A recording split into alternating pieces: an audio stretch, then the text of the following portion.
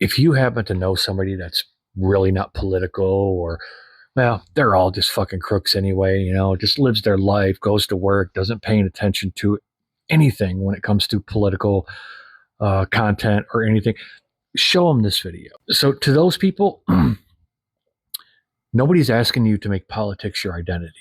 And before I say what I have to say, I want to remind you of something, and this is factual. This country is and has always been better off under Democratic policies.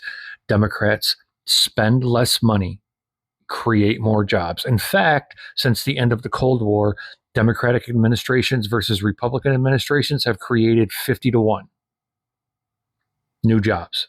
I know that they like to take credit, Republicans, for balancing the budget when Bill Clinton was in office. Well, Republicans had control of the House and so. No, it didn't start with that. See, there was another bill introduced in 1993.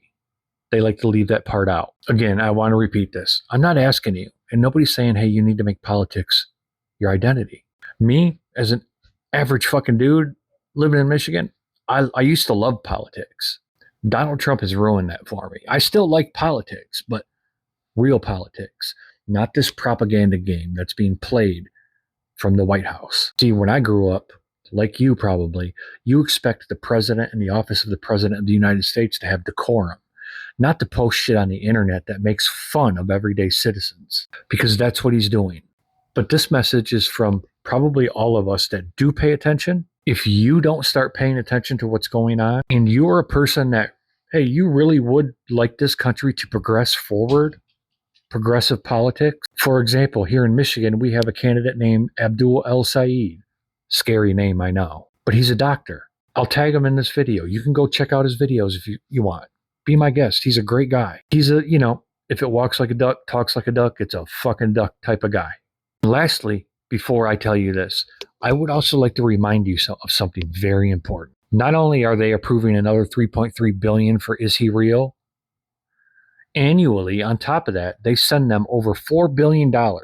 Yep, over $4 billion annually to Is He Real? They have a universal healthcare system, including access to women's health care. They also have free college. We're supposed to be the richest nation on earth. Why the fuck don't we?